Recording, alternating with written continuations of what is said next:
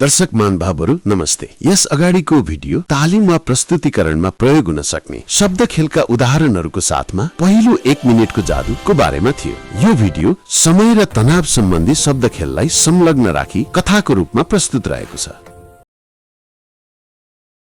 आज म तपाईलाई एउटा सानो तर जीवन बदल्ने कथा सुनाउँछु। यो कथा एउटा यस्तो युवाको हो जसको नाम थियो हरि। हरि एकदम मेहनती थियो तर उसको जीवनमा दुई ठूला शत्रु थिए। 1 समय जसले कहिल्यै पर्खिदैन थियो, 2 तनाव जसले कहिल्यै छोड्दैन थियो।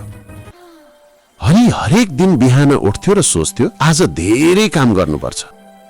तर बेलुका सुत्दा उसलाई लाग्थ्यो फेरि केही भएन।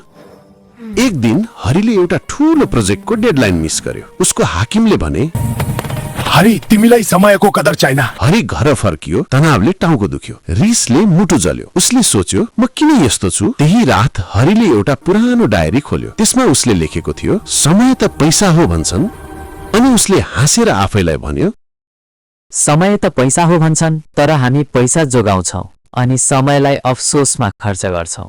यो वाक्यले भन्न खोजेको कुरा पैसा बचाउन सकिन्छ तर समयलाई पछुतोमा खर्च गर्नु जीवनको सबैभन्दा ठूलो घाटा हो। जीवन दर्शन के हुन सक्छ भने समयलाई धन भन्दा बढी महत्त्व दिनुपर्छ। पछुतोमा समय खेर फाल्नुको सट्टा वर्तमानलाई उपयोग गर्नुपर्छ। जीवनमा साँचो धनी त्यो हो जसले समयलाई बुद्धिमानीपूर्वक प्रयोग गर्छ। अर्को दिन हरि अफिस गयो, ट्राफिक जाममा अड्कियो। उसले सोच्यो समय छुट्यो अनि मुस्कुराउँदै भन्यो समय त्यस्तो ट्रेन हो, छुट्याङ छुट्यो भने प्लेटफर्ममा अफसोस एक्लै उभिन्छ। अर्थात समय त्यस्तो ट्रेन हो, यदि ट्रेनको अन्तिम सिटी वा प्रस्थानको अन्तिम संकेत छुट्यो भने प्लेटफर्ममा अफसोस एक्लै उभिन्छ।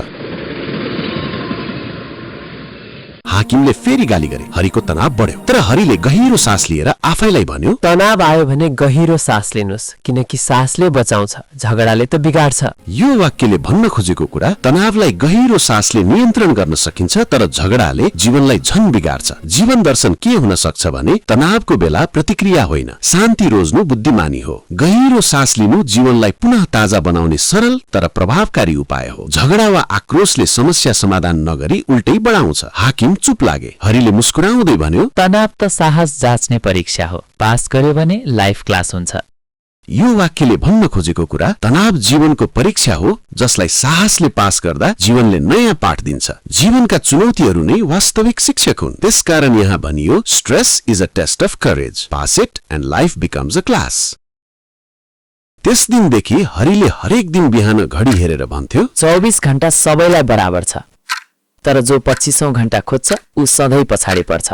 यो वाक्यले भन्न खोजेको कुरा सबैलाई समान समय मिल्छ तर जो असम्भव अतिरिक्त समय खोज्छ ऊ जीवनमा पछाडि पर्छ। यदि हरिलाई कुनै पनि बेला तनाव आयो भने भन्ने गर्दथ्यो रिस त्यस्तो आगो हो जसले अरूलाई भन्दा पहिला आफैलाई पोलेर खरानी बनाउँछ।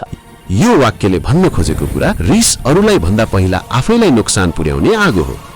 यसले जीवनको दर्शन सिकाउँछ कि रिस नियन्त्रण गर्न सक्नु नै आत्मसंयम र शान्तिको बाटो हो। अनि हरिले काम गर्नुभन्दा अगाडि भन्थ्यो तनावलाई डिलिट गर्न सकिदैन तर कन्ट्रोल प्लस अल्ट प्लस गहिरो सास लिँदा रिफ्रेश हुन्छ। यो वाक्यले भन्न खोजेको कुरा तनावलाई पूर्ण रूपमा हटाउन सकिदैन तर गहिरो सास जीवनलाई पुनः ताजा बनाउने उपाय हो। केही महिनापछि हरिको जीवन बदलियो। उसले समयको कदर गर्यो, तनावलाई हाँसेर बिदा गर्यो र आज हरि कम्पनीको सबैभन्दा सफल कर्मचारी बनेको छ।